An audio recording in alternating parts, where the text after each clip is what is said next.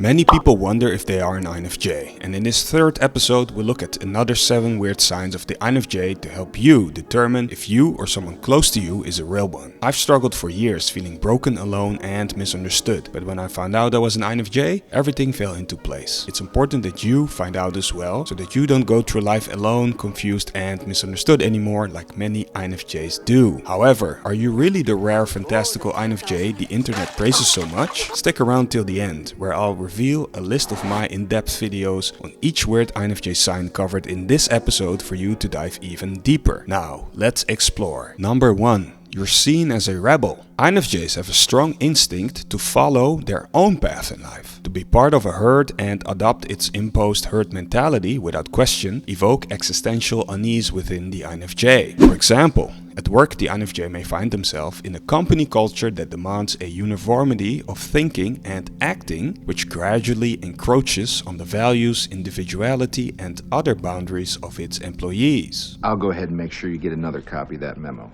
Okay? Yeah, no, I have the memo. I've got it. It's right.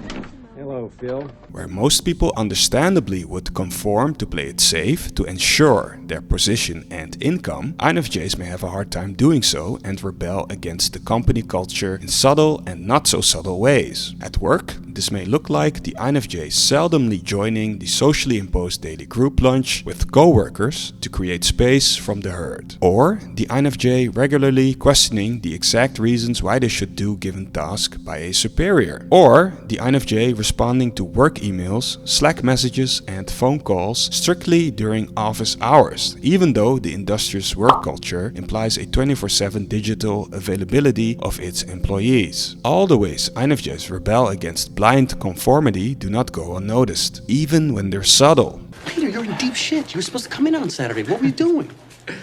Michael, I did nothing.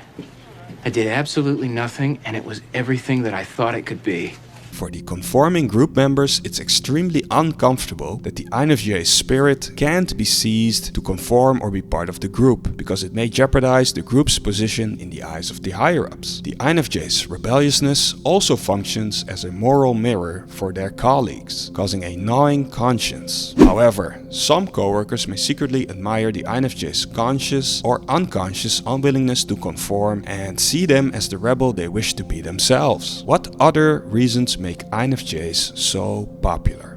Number 2. Difficulty articulating your thoughts and feelings out loud. Even though INFJs are very structured beings on the outside, in their inner world there's an ever-expanding chaos of thoughts, feelings and impressions. As creative minds with a strong associative thinking activity, the INFJ's mind keeps generating a seemingly infinite amount of abstractions in the background. Associative thinking is defined as a relatively uncontrolled cognitive activity in which the mind wanders without specific direction among elements, based on their connections, associations with one another, as occurs during reverie, daydreaming and free association. An example of associative thinking is someone talking to you about jazz music, which reminds you of a specific jazz album. That reminds you of the hot summer night you spent with a lover on the roof of a camper on the beach watching the stars while listening to the jazz album, which reminds you of the sense of adventure and romance you used to have, which brings other romantic adventures to mind.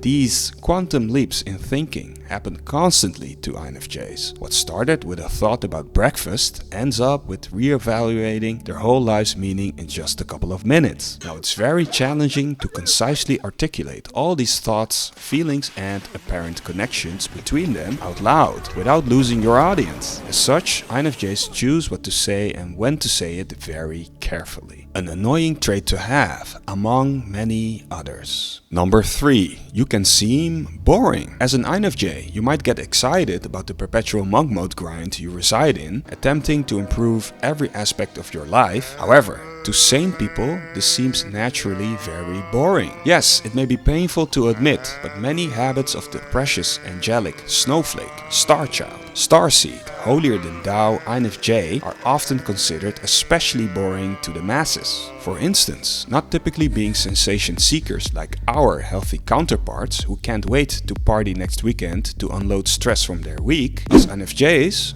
we can't wait to get back to designing video game battle strategies in Excel spreadsheets this weekend. Right. True story, unfortunately. What are some more boring aspects of the INFJ we rather hide from the world? Number 4. You hate phone calls. People have a better chance catching a lightning bolt than catching an INFJ on a phone call. Why don't you as an INFJ or your INFJ friend ever pick up their phone for an incoming call? Well, there are many different reasons for this actually. One being that most phone calls occur randomly, and as structured beings who strive to achieve great things in life, INFJs find it very annoying to be disrupted during their long bouts of concentrated attention on creative acts. In the current modern 2020s era, 95% of people in the West, if not more, are on smartphones throughout most of their day. But INFJs are secretly nostalgic about the dumb phone of the 2000s era. What? Just being able to call or send a SMS text of 160 characters maximum, which forces people to be concise, and because texting costs money, people think twice before texting you? How about the good old days of the 1990s era with landline phones, where you could only pick up the phone if you were at home, and when cell phones were too expensive for the masses, only to be used by the status signaling elites?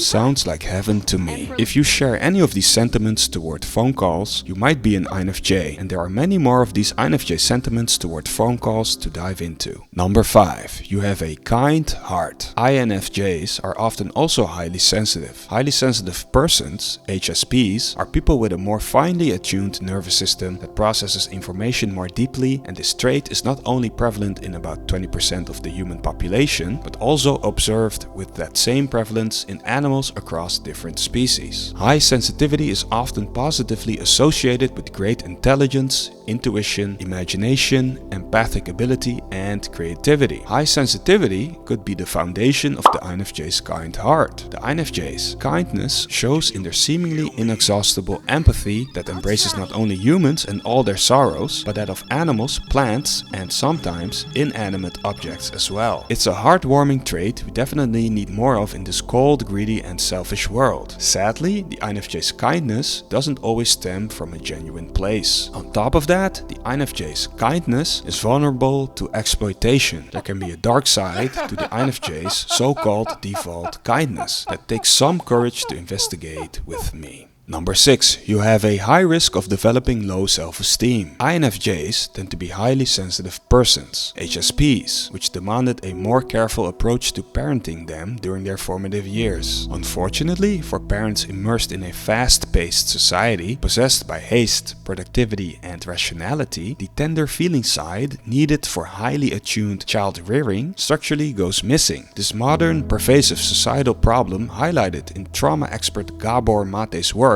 affects all children with whatever temperament to some degree. Highly sensitive children, like the INFJ and other creative personality types, however, are often more affected by a lacking nurturing parenting practice, because the threshold for negative outcomes like emotional disturbances, mental health issues, and trauma is lower due to these children's heightened sensitivity, a sensitivity that grants them profound gifts, yet puts them more at risk of developing disorders. As such, INFJs are more prone to develop low self-esteem, which can be a reflection of their unmet developmental needs. Unfortunately, there are more reasons why low self-esteem tends to haunt INFJs. Let's explore them together. Number 7. You like to be alone. Do you secretly like to be alone, but do you feel a bit guilty about it towards your family and friends? You might be an INFJ if this is the case. This INFJ social guilt is understandable though. INFJs have a reputation as the extroverted introvert, the social chameleon, and the social conductor to uphold. Many people also expect to witness the INFJ's renowned social charm whenever INFJs are socializing. One of the secret superpowers to the INFJ's social charm is extroverted feeling, which is their cognitive function represented by the letter F within the acronym INFJ. It grants INFJs the ability to greatly attune to their social surroundings and channel extroverted energy, so to speak. Sounds great. A big caveat, however, is that extroverted feeling activates automatically whenever INFJs are around people. To turn off their automatic focus on the feelings and needs of others, INFJs need to be alone, because with nobody around, it shuts off automatically as well. This is just the tip of the iceberg though. There are many more reasons why INFJs like to be alone. Explore them all with me later. Do you resonate with the INFJ signs? Want to dive deeper in any of the weird INFJ signs covered? covered, check out my other videos that explore every weird INFJ trait discussed here in depth. In the description of this video, you'll find a link to the in-depth video next to the chapter of the corresponding INFJ sign. Or click on this playlist on your screen, which has all in-depth videos in the same order as the 7 weird INFJ signs of this episode. Let's continue our INFJ exploration. See you there!